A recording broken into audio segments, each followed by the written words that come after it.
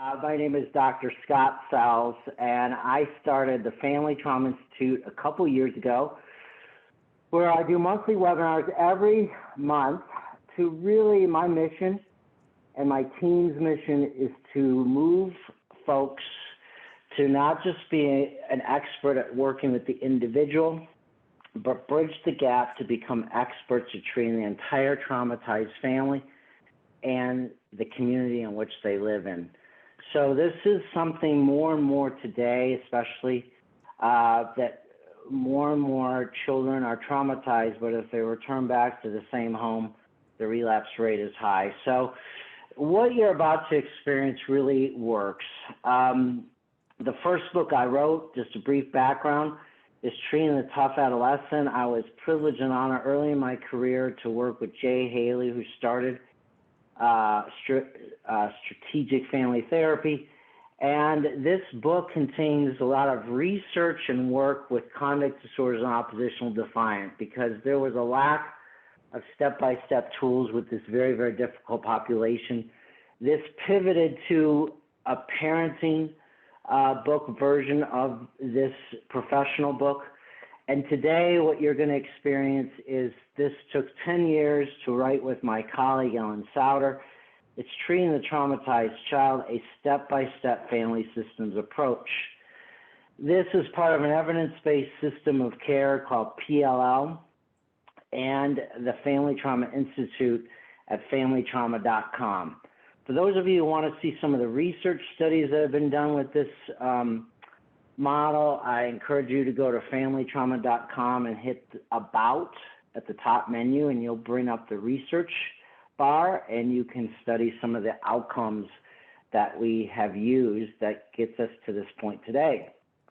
So from this book came 12 core techniques, and for those of you who've not met me, my mission in life is to give step-by-step tools, because when I got out of graduate school, there was tons of books on principles, but I don't know about you, when I go into a session, especially with extreme behavior and emotional problems with kids, I gotta have the script, I gotta have the handouts, I gotta have the step-by-step. So when you leave today, my mission is that you guys have tools that you can use immediately after this that work, not just principles. So I'm going to focus on two of these today, the structural strategic theory and the trauma playbooks. So imagine, for instance, that you're going to walk in tomorrow with more confidence, because today I want you to have outcomes so that you can not just work with the child, but the whole family. With conduct disorder and oppositional defiant disorder, this is a great model. It's the family systems trauma model, because when you're oppositional with another person. You're interactional. And what's happening today, and I don't know if you guys are typing in your chat bar if this is a yes or no, but I'm seeing what's called the perfect storm out there. Everything post-COVID is accelerated, exacerbated. So if you've got a kid that started pre-COVID with real oppositional extreme behaviors like extreme disrespect, Laura says yes, Melanie says yes, Jennifer says yes, everything's amplified. This is compounded by the fact that when you work with kids that have extreme behavior and emotional problems, you really need to do face-to-face counseling to see body language. And when you then compound the problem where you have to do most of the work now with telemedicine, kids' attention spans are short, and you're not able to get what you need to do kind of the deep tissue work. So we've got the perfect storm right now where when you have oppositional defiant disorder and conduct disorder, you have resentments between parent and child because there's arguing, fighting, and those grudges can turn from unforgiveness to resentment to bitterness. So today's topic is really important because even after the vaccine and COVID, whenever that reduces itself, we're going to have fallout of very big proportions with these types of problems. So my job today is to do prevention, or to show you what's coming and what already is, and to give you those tools so that you are ready. It's funny, it's Veterans Day. It's like I want to get you guys battle ready for what's to come and what is with this very difficult population. That's why I think so many people decided to come today, because this is a tough population. So here's my pinky promise to you guys. By the end of today, here's what I want you to have. I know our time's short, but we're going to have time left over for question and answer at the end. But I want you to know what's causing oppositional defiant and conduct disorder from a family systems trauma lens. It's going to be very interesting to you to see this if you don't already see it, because knowledge is empowering, and this diagnosis really lends itself to family systems work. I'm also going to get into some of the solutions. But in 1 hour, as I put this together, I was like, there's no way I can be a jack of all trades and a master of none. I'm going to break this into part 1, part 2. So part 1 is going to be the cause, and then next month, the perfect storm, I'm going to be talking about COVID fatigue, family trauma, and oppositional defiant, with more and more of the solutions with video clips of really extreme cases, and I'll give you a preview of upcoming attractions towards the end. I'll touch on some of the solutions today, but it's a nice setup for part 1 today, part 2 on December 9th. So I hope you're inspired today, and tell other colleagues, and I hope to see many of you on the December 9th date. The thing I also want you to look at is like a Hubble telescope, is thinking differently about oppositional defiant and conduct disorder through this FST lens, looking up at the stars, so to speak. So let's just briefly define what oppositional defiant is from the DSM. These are behaviors that last 6 months. The child or adolescent has to have at least 4 symptoms in the areas of angry and irritable, defiant, vindictiveness, and with a young child under 5, it's happening every day, is when you are starting to move to ODD. When you're over 5, it's like once a week. And it can be mild, where it's only in one setting, like maybe the home or school. Moderate, it's 2 settings. Severe, it's now up to 3 settings. So this can then bud into what I call an oppositional defiant kid, if the problems aren't solved, can graduate, and this isn't a good graduate, to conduct disorder. So I always say that there's 3 stages. A kid might start off as oppositional defiant, graduate to conduct disorder, which again, the behaviors are now more serious. They're more major violations of society norms or rules. The behaviors are getting more and more difficult: aggression, destruction of property, theft, vindictiveness, serious violations of rules. Again, mild and moderate or severe in 2 settings. So you can have an ODD graduating to a CD, and then if things aren't solved, the kid can start to lose empathy or remorse, and you can move into antisocial personality disorder. And once it becomes a personality disorder, it's really hard to treat because it's ingrained in your personality. So this also creates generational trauma on epic proportions, because I have seen kids that go through the spectrum of oppositional defiant, conduct disorder, antisocial. You can stop at any time with treating the kid, but they can then pass these things very easily when they get married onto their future children. So this is something we really want to stop. The imbalance has made it worse. Like I said, with COVID, everything's more extreme, so these problems are more amplified, and there's more fallout after the crisis is over. So you have extreme unbalance in these families, and I'm going to show you how this works. So in your chat bar, would you guys just type in yes if ODD and conduct disorder represent some of the most challenging and hard to treat cases? Let me see if some of you are saying yes to that. Okay, Kelly, yes. Cherry, yes. Okay. Valerie, yes, yes, yes. Okay, definitely. Okay, so you are in the right place. When I first started my career and wrote my first book, these kids were scary to me. I didn't know what to do with them, and from my fear, I think I love adolescents. I love working with children, but these behaviors really can cause problems with families. So we have a lot of yeses, or probably all of you at some point. Okay, so let's start with the cause, the why. The why is the perfect storm, because there's two things that are going to be happening with this population that you've got to watch out for. And the boat represents the professional and the parent heading into the storm. You need to know what you're getting into before you just get pummeled. The first is an upside-down hierarchy. I'm going to show you a video clip of this so you can really see it. And it looks like this. First is upside-down hierarchy combined with interactional trauma. To my knowledge, this term is the first time this has been coined in the literature. It came out of our research with treating the traumatized child, but I'm going to show you how important it is for us to know what it is, how to spot it, and how to stop it. Because if we don't stop these two things together, you won't get to second base with the problem or the family. So let's go to upside-down hierarchy. This simply means that the child or teenager is in charge of the household, not the adult or caregiver. That's the parent, the caregiver, whoever's taking care of the child.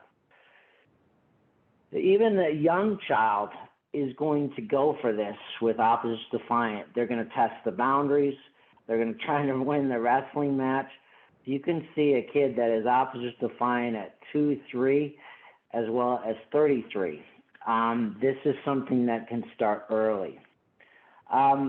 When we map out the problem, because like for families and professionals, it's good to map out, like if you're going to a mall, you want to see a mall map where it says, let's zoom out before we zoom in. So it looks like this. So the child or teen is at the top of the hierarchy. They're kind of like the pack leaders, and they have too much power for their developmental britches. And it's fueled by two imbalances. I always see that you have dysfunction when you have extremities and you have no balance. So when I'm working with a family, I'm already assessing immediately, is there a preponderance of soft side of hierarchy love without limits, where the parents go to the extreme where I don't want to set any limits or boundaries with my kids because I don't want them not to like me. I don't know how to set limits that my parents never showed me. Or you can have the other extreme where the parents, like when I say jump, my kid says how high, and they have no nurturance. Never forget this quote. Rules without relationships lead to rebellion. Rules without relationships lead to rebellion. So when I walk into a room, one of the first questions I want you to ask of the adults is, who controls the mood of your household? And do you have to accommodate your lifestyle for the child? Like you're afraid to go out on a date. You're afraid what you're gonna come home to. All the other siblings are like walking on eggshells. There may be one ODD or CD kid, maybe 2 or 3. I'll get into that later of how to find that out.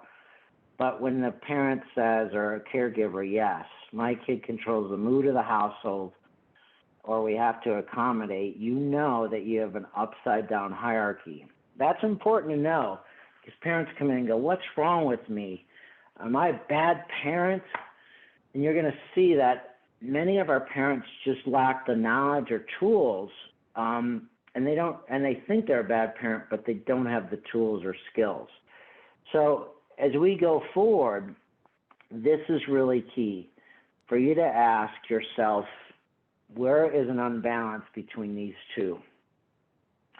The second thing I want you to also look at is what we found in our research called undercurrents. Oftentimes in trauma practice, we're focused on the weeds or the symptoms. But metaphorically, if you're pulling out the weeds and not getting to the root, the symptoms are going to return. This was like finding a Rosetta Stone, I guess, when people were trying to figure out the Egyptian hieroglyphics. We found this term undercurrents, and you guys have intuitively seen this, but to put a label on it, to show parents that these are the root causes of the trauma and the drama that you see with the symptoms, the session suddenly had life. So let me show you how this works.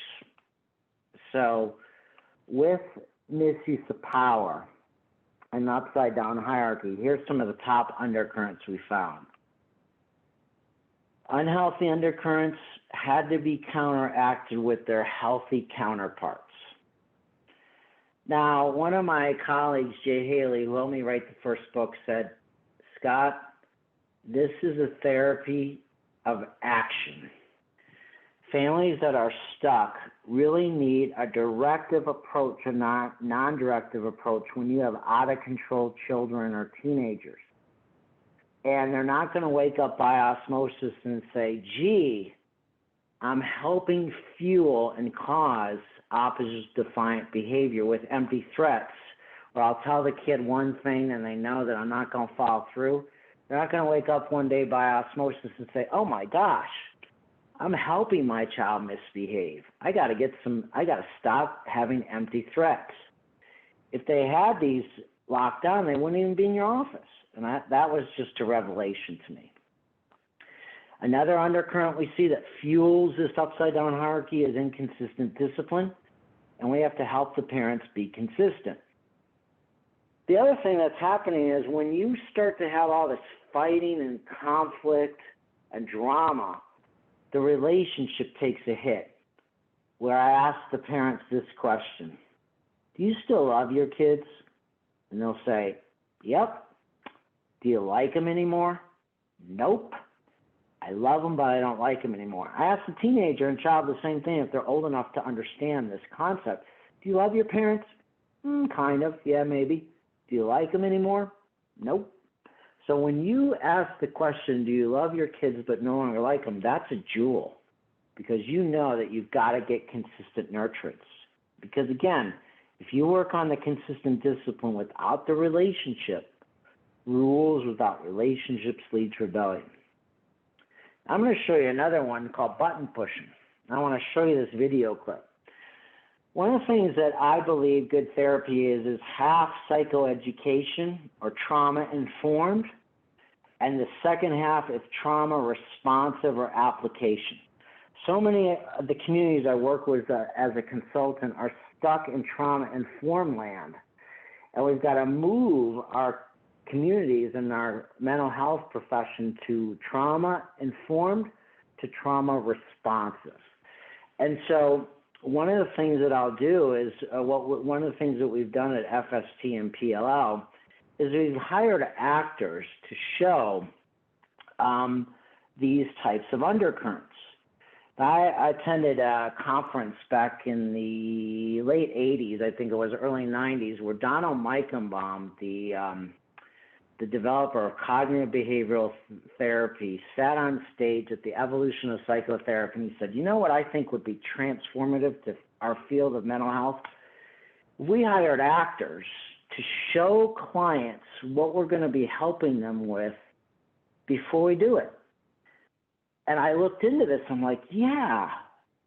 And I looked into studies that show that more and more of our folks learn by what they see than what they hear.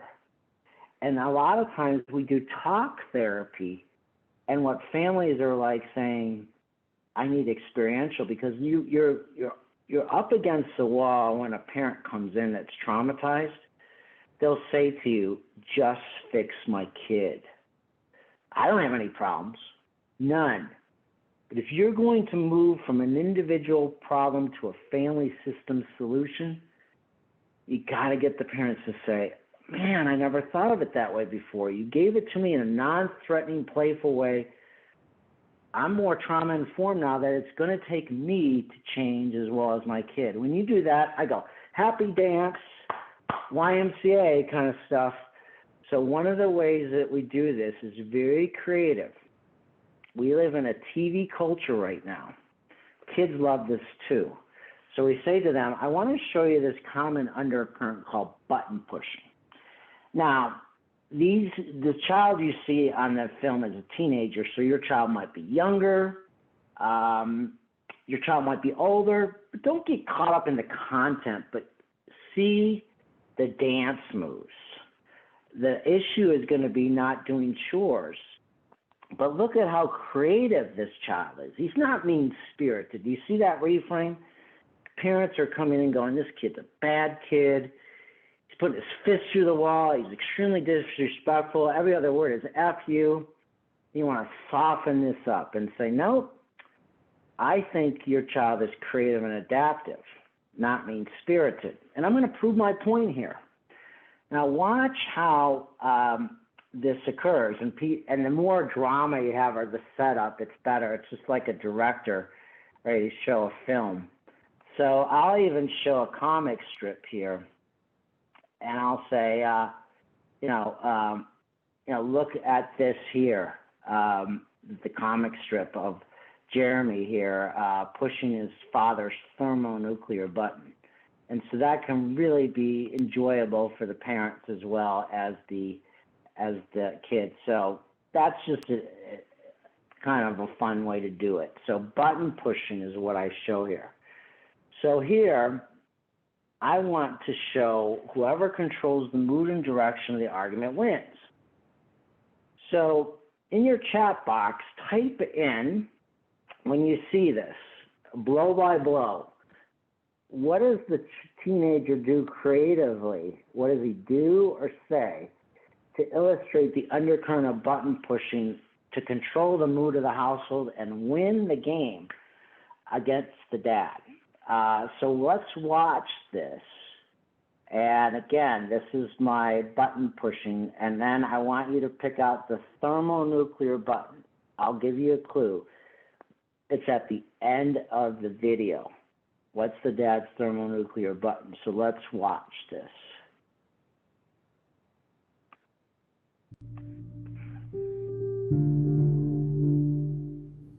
My dad just doesn't get it. Arguments with him are a big game. All I have to do is push his buttons and he loses it.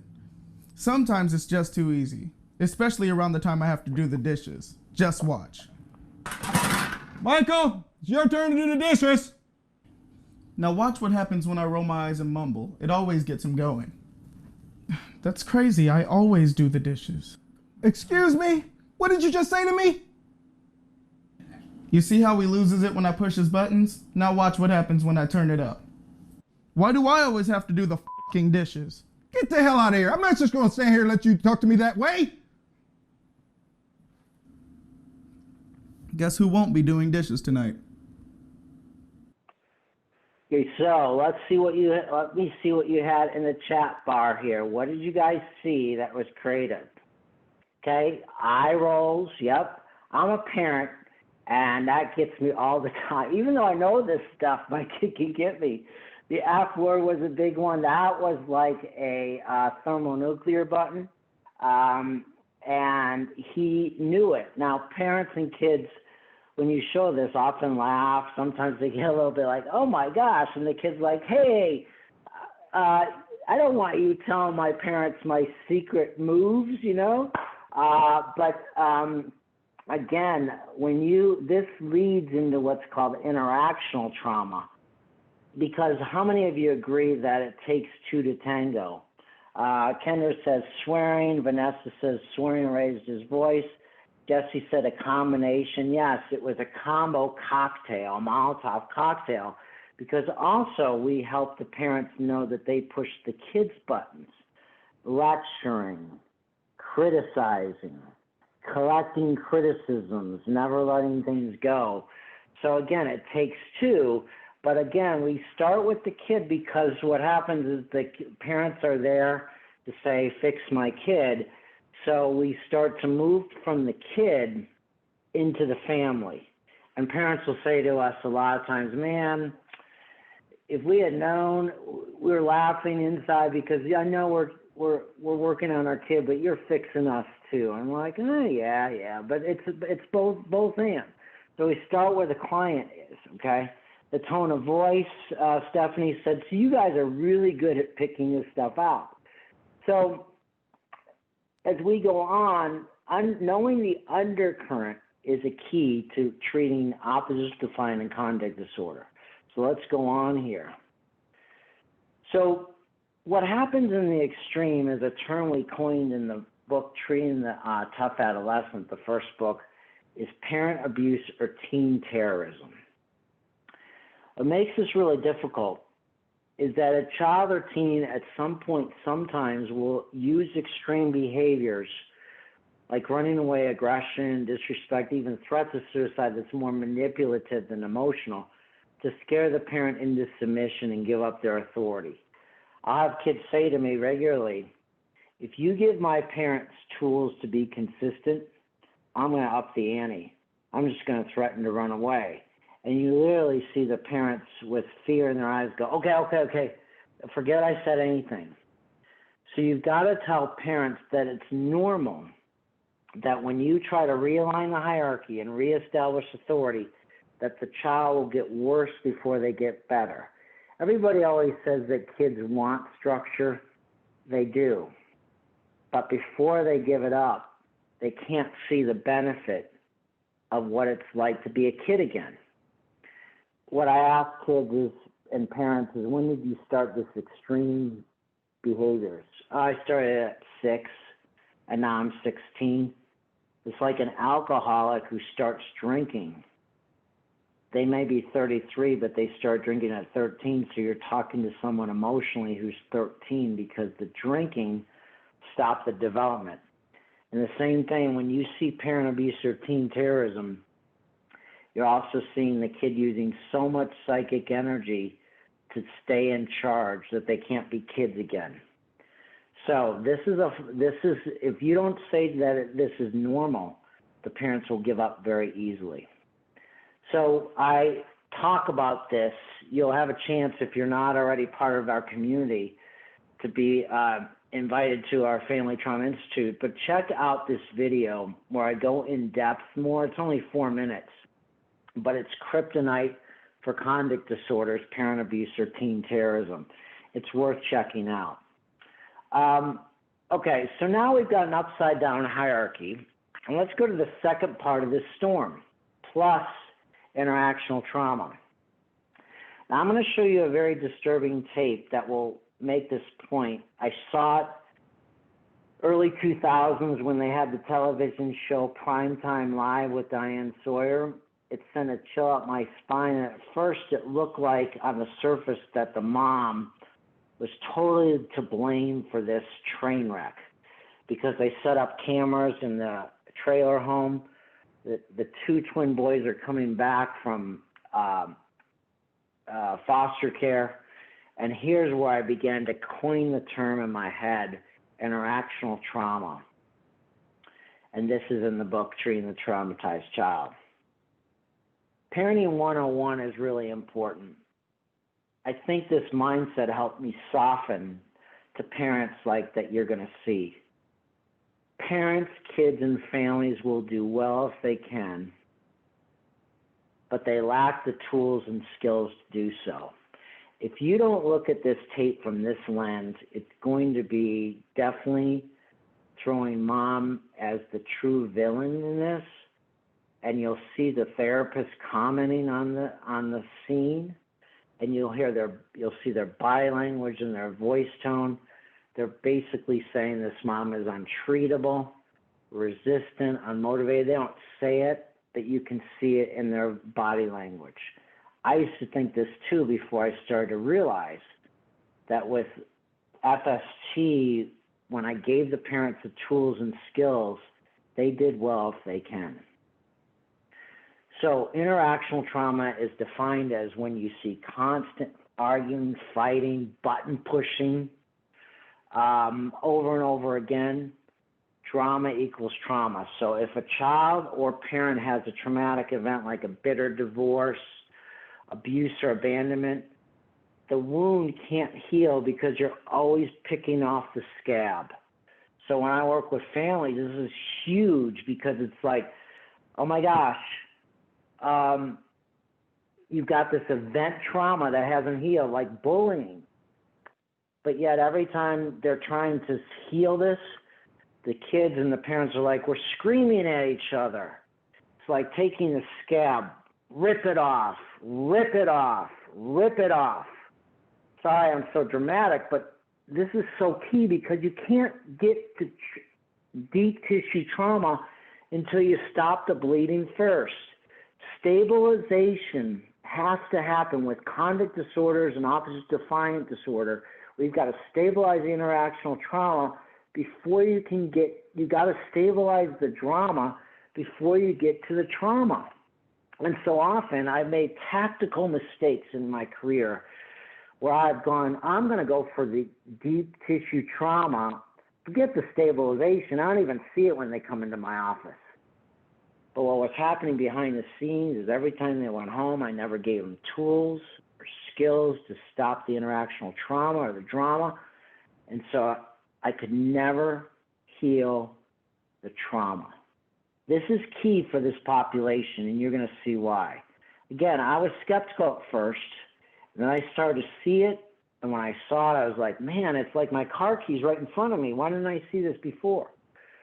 So here, I want you to see the implications of what happens when the family systems is left out of the equation. Now, you're part of this storyline. I'm going to ask if you would help me out here. When you watch the tape, I want you to list off, as you see them, the skills or tools that the mom lacks. And if you're not looking for these, you'll get caught in the drama of watching this. This is going to push your buttons as a parent and as a professional. So I'm giving you a Surgeon General warning. Let's look past the drama to get to the root. So what are the tools that mom does not have or skills that's fueling interactional trauma, fueling the opposite defiant and conduct disorders, and helping her counselors view her as a poor, resistant, or untreatable parent? This is a critical part of our talk today. So here, let's watch what happens with this mom. And as you're watching, I'm going to then go to the chat bar, and we're going to discover what are the tools she's lacking. For days without medication, when the tapes show they were starting to revert to some of their old behaviors. How important were their medications? She knew it was very important. Again, the boy's former therapist at the treatment center, Tracy Prendergast, who watched our tapes along with their former floor counselor, Leanne Shelley.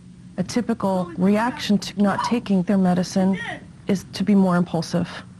You both are going to wash dishes. On their 5th day without medication, things began to heat up when Lisa asked Jonathan to clean a sink full of dishes. All that? Yep, all that. There seemed to be no room on the counter to pile the dishes. I don't know how to start. You don't know. Angry that he was questioning the task, Lisa demanded his Game Boy. Go get it now. I don't want to hear your mouth. I want to see your feet. I want go get it now. What's the top? Now. For the top. I want to talk. Stop. Okay. Stop. Stop, John. I want to talk. Don't you want to talk? I don't talk. There's no talking. I always win. He cannot get any kind of response that allows him to calm down. Also watching our tapes, Dr. Patrick Tolan, head of the National Research Center on Juvenile Violence. And that's how you make people become angry and frustrated and aggressive. Oh, really? You. I don't. As the argument escalated, Jonathan threatened to leave. Bye. Actually, bye. There's the door. No, there's the door. I'll touch you if I please. I'll hit you. You hit me, you'll be in jail. Lay a hand on me. Lay a hand on me. Get off me. Get out. You got 2 choices. You have 2 choices. You lay a hand on me, I'll put your little butt in jail, and you will not come out. I know. I'll touch whatever I want to. You're not freaking nose. Now, there you are. I'm not coming back. Fine. Have a good life, son. Angry, Jonathan kicked in the skirting around the mobile home. 911. Soldier. Lisa said she was calling 911 to have police take him away. He's become very violent. I'd like to press charges for assault and battery. And I'd like to see an officer. Property. And Meanwhile, inside the house, Joseph paced nervously. thank you. Bye-bye. They're on their way, Jonathan. You I don't talked want to in. leave. You just said you wanted to leave, so you're gone. No. Lisa went back into the house and called her boyfriend. It don't work, bud. I want to.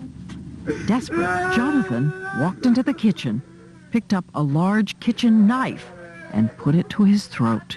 I'll do it. You're gonna do it. Well, you need to tell Joe back, because he's the one that loves you. He's got a knife to his throat now.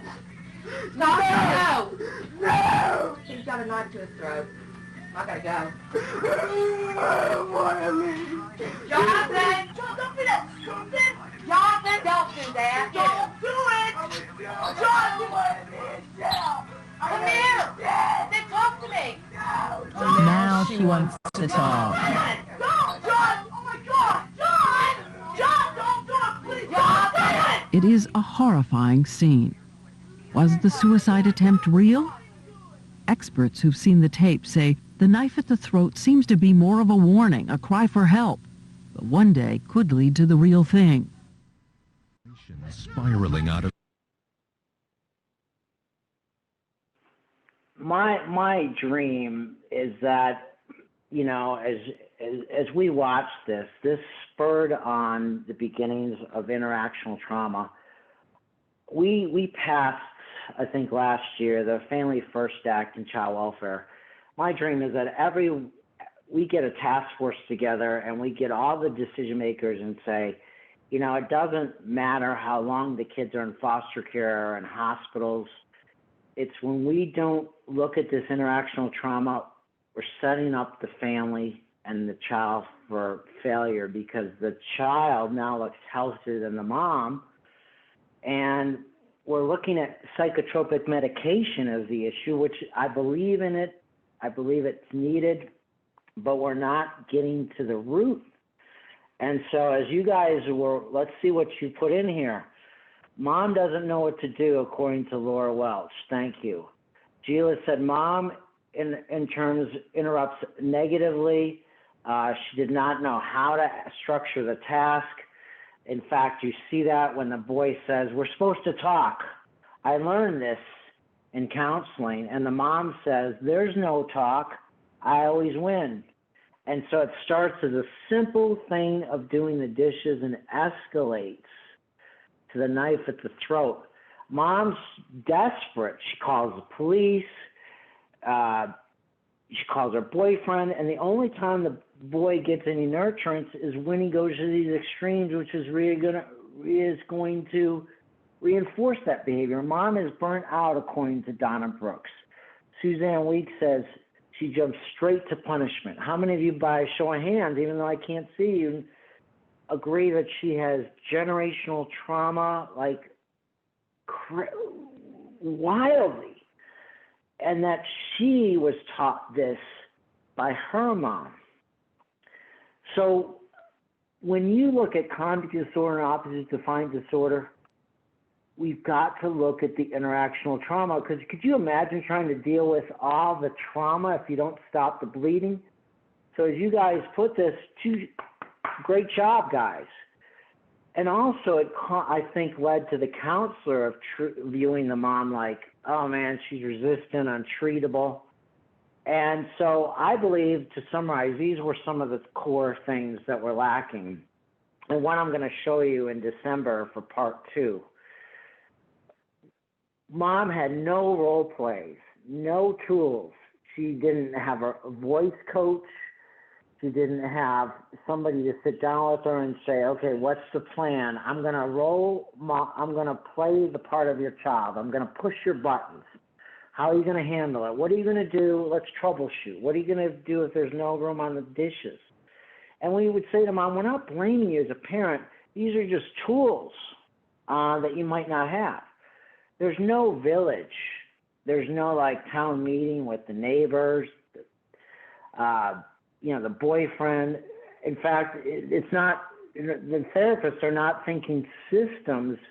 You can tell by what they're saying that they're more from a biomedical model. It's not their fault. They just never got trained in systems work, so you're going to actually treat how you're trained. And there's no written playbook. It's all verbal. There's no clarity of roles. There's no traumatized family systems focus, and there's no safety plan. You begin to see the perfect storm here. And then the other things is that the interactional skills around dress rehearsals, his mom did not have, she had deficits in problem solving. You saw that where she was like, there's no talk, I always win. The boy's like, let's problem solve. I don't have any room on the counter to stack these dishes. And Mom's like, I don't care. Give me your Game Boy. The therapist gave the mom just enough to be dangerous. There's no time. She has skill deficits in timing. She doesn't know what to do in terms of timing. She has really poor delivery, and she has real skills deficits in nurturance. So when you combine these two together, is it any wonder why these kids have conduct disorder, oppositional defiant symptoms? I would if I lived in this situation, okay? So let's look at some solutions, and then we'll get to some questions. The question is, now that you see the problem more clearly from a family systems lens, the next question is, okay, what do we do about it? So I always like to have a north, south, east, west destination. I want to know exactly how to solve a problem that I saw. And so I want to be able to look at these symptoms and say, what's the root? How do I help this mom first see it and then give her the tools to do it with the whole family changing? I have got to go to purple.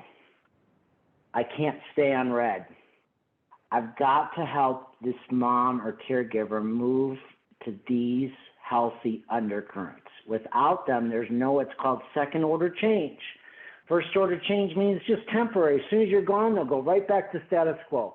Second order change is when you get these undercurrents and they become the new normal, the new operating system, then you have stickiness. You have symptoms going bye-bye because you're now at the undercurrents. So, looking at this, going back to the original thing, I've got to help fill in these missing undercurrents. They're not going to happen by osmosis. So I use an RX prescription. Families love this metaphor, and they go, yeah, when I go to a doctor, I love it when they give me a Z-Pack. And they did blood work on me. They identified that it's strep throat. I need amoxicillin. In the same way our families want an antibiotic. And so enter in the FST trauma playbook with dress rehearsals. Now, football teams have written playbooks. Why don't families?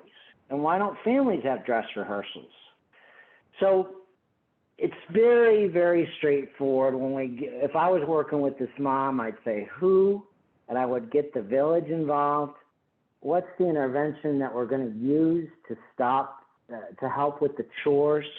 Doesn't matter where I start, but I want to start somewhere with the family. When are we going to help with the chores? Where is this going to occur, and how are we going to do it? Who, what, when, where, and how?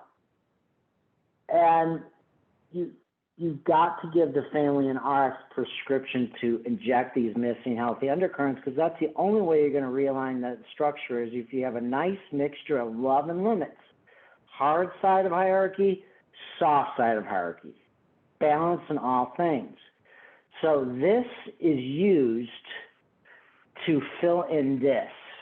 A helps B, which leads to C, which is the realignment. That's why they call it structural strategic. You're using these strategic directives or playbooks to realign the structure and to help overcome these deficits.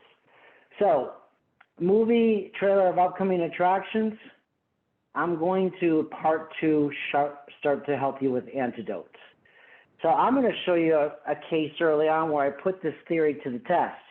You can see that when dad starts to put boundaries on child and you realign the hierarchy, you're going to start getting some kids go right into parent abuse or teen terrorism. You're going to see that I had to do it afraid.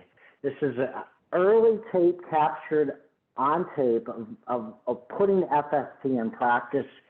And sometimes I was like, my knees were buckling because I knew as soon as the dad tried to realign the hierarchy with tools and dress rehearsals, that she would get worse before she got better.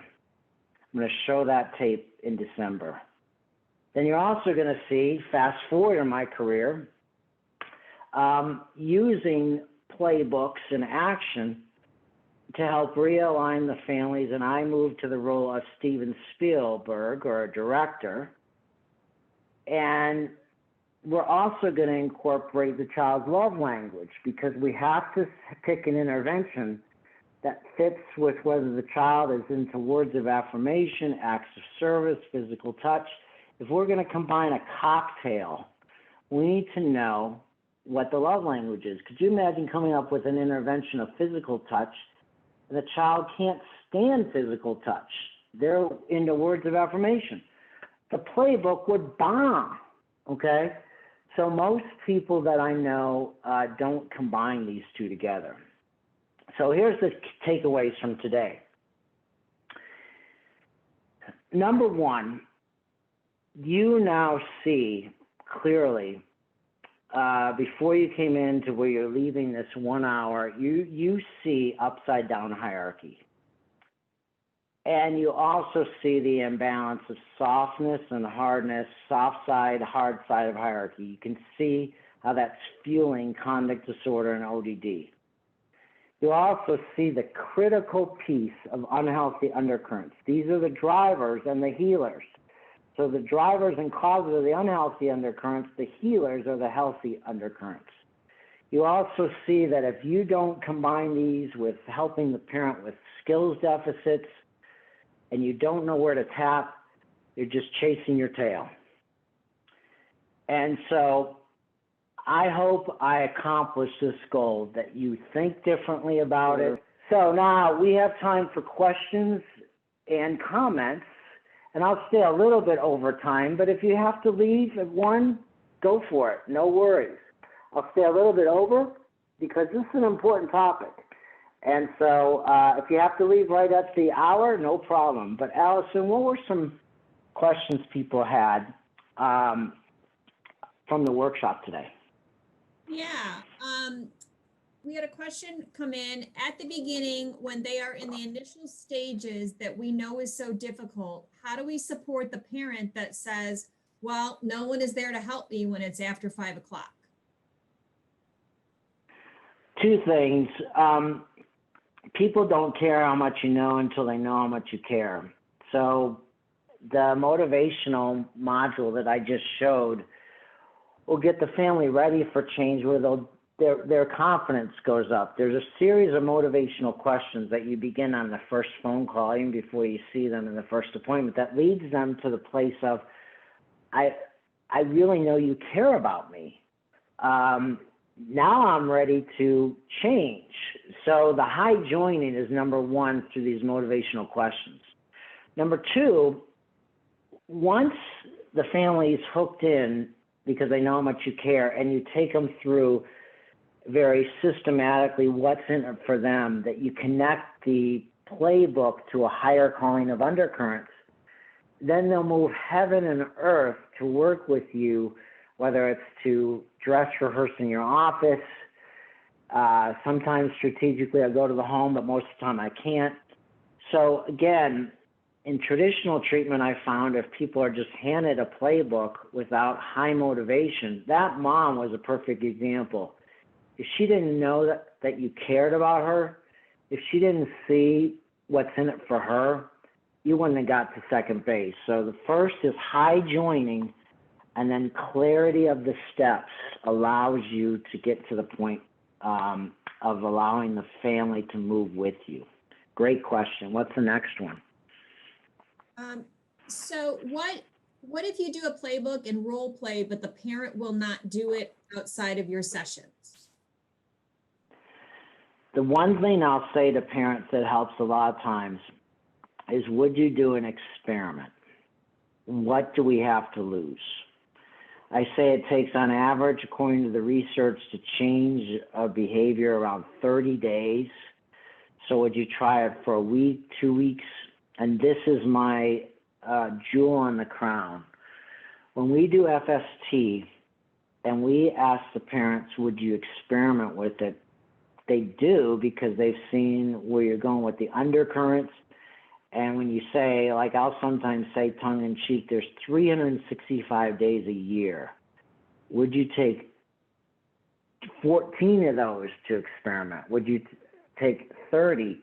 And so there's two ways to change. You can get your clients to think their way into a new way of acting, or the less traditional approach is you get your clients to act their way into a new way of thinking. Now, you're going to see next month that that's exactly what happened with the stepfather. He was he's from Montana. He's like, we don't do this nurturing stuff. I never was taught it as a kid. I don't believe in it. And I said, what about an experiment? He says, okay, what do I got to lose? And that's when you see the change in him, because we acted into a new way of thinking. So experimentation, experimentation, experimentation. Another great question. Okay, so Next question. Yeah. So first of all, I just want to let everybody know, because I'm getting a lot of questions directed to me in the chat. I will put the link in again for the motivational interview course, which is just that. It's the 3 20-minute videos, the short 1 hour course. I will put that in there again in just 1 minute before we move on to the other questions here. But Dr. Salz, Kathleen asked, what do you do when the teen needs constant reminders to do their chores and prioritizes video games over those chores? Yeah, I mean, it's great. I mean, I have that problem. So, you know, a lot of times within the context of family work, you're splitting some individual sessions within the family work. And I'm talking to the teenager and say, a lot of times, would you experiment with this? And the teenager knows where you're going. They know you care. And I'll get them to experiment. And success breeds success. When the child sees that there's less drama and there's less toxicity, they're happier. I've seen kids' acne clear up right away. They're more at peace. It's just beautiful. So I will pivot off to an individual session when I sense this, and I will ask the teenager to experiment. It doesn't always work, but the odds go up. Yeah. Okay. Any other questions? Yeah, we do. We've got lots of questions. We'll do a few more here. I know some folks have to jump off, and that's okay. Okay, I'm sorry. Some of the folks are saying they can't copy the link. You can also, usually you can click on it from the chat, but I'm going to put in here, if you email me at info@familytrauma.com with whatever questions that you have, and what things. Oh, I got a simple solution. You've got the PDF of the PowerPoint, and the link is right in the PowerPoint. Yeah, but so they can't necessarily click on the link in the PowerPoint either, Dr. Sells. So that's why I'm saying, if you're having trouble with accessing it, just go ahead and email me. Some folks have had other questions as well. We're getting a lot. Like I say, it's a big group today, and we have a lot of folks that are familiar with Dr. Sells' books, and so they've been sharing that they're using the books with the models that they're using, and so some people have been asking questions about resources. So If you have a question that I'm not answering, go ahead and email me at info@familytrauma.com. So we have the next question is, how to help a mother get over bitterness of divorce. The situation is bitterness in the mother, lacking skills of the father, and that spills over to the child's trauma towards the father. And the mother doesn't let the therapist include the father in treatment. Yep, that's common. I mean, that's a big trauma, you know, a bitter divorce, bitter split. Sometimes the kids are used as battering rams. There's a term for it sometimes at the extreme called parental alienation syndrome. So what in that situation, and again, for that person asking the question, if they end up, you know, doing the course eventually, that is actually addressed with video clips of that type of parent because it's so common. So let me give you the short answer to a great question. It comes with success. So what I'll do is I'll say to the mom, could we take some low-hanging fruit so that you can see I'm worth my weight in expertise or whatever, and we take something small like chores or whatever it is. I'll plant the seed of showing how without the father's cooperation, what's in it for her is it's going to be undone when the child goes to visit the father. Now, what I'll do is I'll divide and conquer. I will get enough trust with her where I can reach out to the father with these motivational questions, see how workable he is, because when you ask families in the here and now, they'll say, this guy's an SOB, this woman, no way. And you say, can I try? I'd rather try and fail than not try at all. And so a lot of mental health professionals get twisted up in self-fulfilling prophecies because they don't have the tools. Therapists will do well if they can too. And so that's why I put together the course to really delve into the process dance moves that you got to take to get from A to B. So it's a really difficult question, but you got to get the relationship, and you also got to have the chutzpah and the guts to go after the parent that is the villain and see how workable they are. Any other questions? Yeah, how do you get teen buy-in? In the session, the teen will sit in silence. Yeah, I get teen buy-in two ways. They're extremely curious people, teens. They love the video clips. They love how the intricacies, it's not even intricate, you know, where I have a technique called the seed tree diagram and apple tree. It's amazing how the teens are visual, and they go, I've been in counseling for a long time. This is not your normal counseling. And so they get to be part of the story. And there's no guarantees. You're really increasing the odds dramatically that the teen is following along what's in it for them to, you know, for nurturance. A teen's like shocked when we come up with the love language of the teen. They actually have a survey where the teen takes, that I'll share with you in December, that he or she gets to come up with their love languages. So the key is many teens will say to me, when I come in, I'm the villain. It's just fix me, just fix me. What I like about what you're doing with whatever you call this model is my family is seeing they got to change too. And my siblings are involved in this. It's not just me. So the model really involves everybody in the family where they got buy-in. So that's what I think you're going to see a lot more of next week when I show you some videos of that. Great question. Okay. Time for a couple more.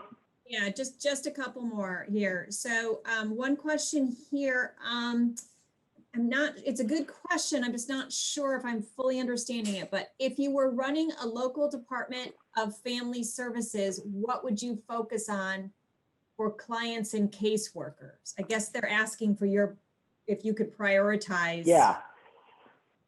Well, the nice thing about FST is it can change a culture in the organization. a kid said to me once, he said, an oppositional kid is part of an oppositional system. I'll never forget that.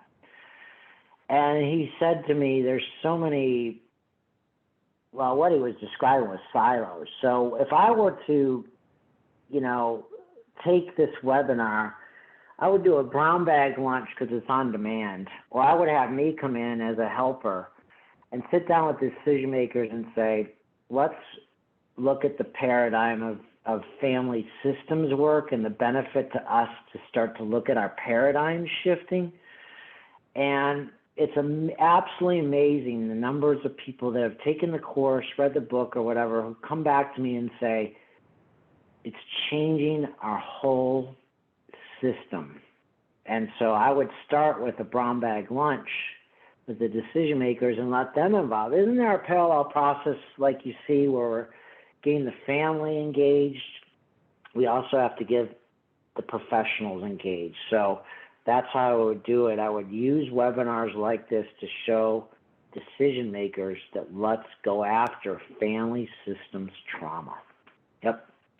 Okay, One so more question? Yep, our last question from Abby, because I actually think she's a K College alum like me. So we're going to end with her. How available are you to your families in between sessions? That's a great question. I can tell you guys came from the same university.